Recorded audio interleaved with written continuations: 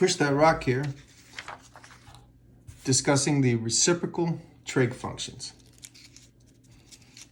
So the reciprocal trig functions include cosecant. Reciprocal sign is cosecant. We use CSC as the shorthand for cosecant.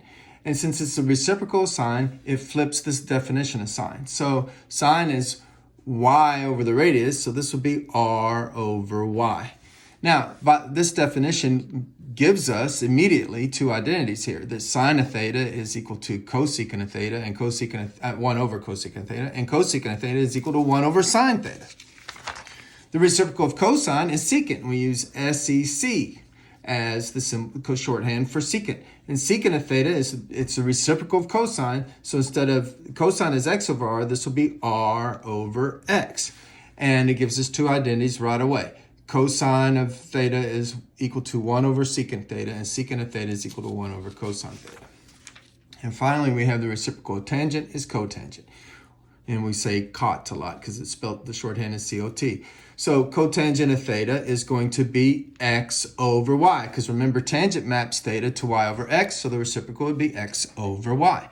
And tangent of theta, of course, is 1 over cotan theta, and cotan theta is equal to 1 over tan theta. Now, how do we use these? Well, the same way we do the other trig functions. Let's evaluate this. Now, to evaluate this, I'm going to start by just doing its reciprocal. I'm just going to get sine of negative 7 pi over 6, and then I'll just reciprocate it. That's how I handle them. I'm now familiar with sine, cosine, and tangent, so I'll get sine and then flip it. So now I'll do this the normal way I always do it. I'll go straight to the definition. The definition says you have an angle in standard position, so I have to have a Cartesian plane, and it's going to intersect a circle. And so I'm going to use the unit circle. And I'm going to draw my angle in standard plane, in standard position, and the angle was negative 7 pi over 6. Well, negative means rotate this way.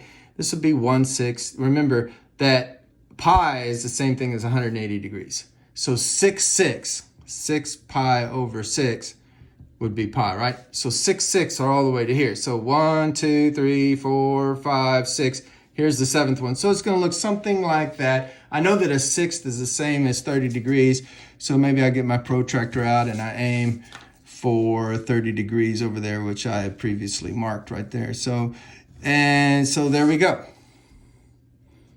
There is a negative 7 pi over 6 radians angle. But what I'm going to do is drop my little perpendicular. Boom. And I see a triangle here. And the radius is 1. And this is 30 degrees because it was a pi sixth. And that makes this a 60 degrees. And I know that the short leg, this leg right here, has to be half of the 1. So that's a half. I know this long leg then is square root of 3 times a half. Well, the square root of 3 times 1/2 is the same thing as square root of 3 over 2.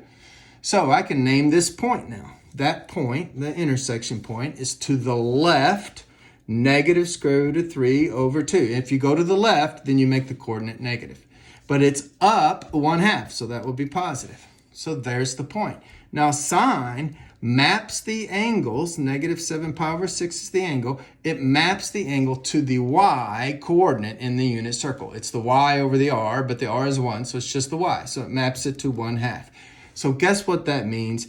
Cosecant of negative 7 pi over 6 equals. That's right, it's called the reciprocal. So you just reciprocate and it's 2. Math made simple. Simpson math.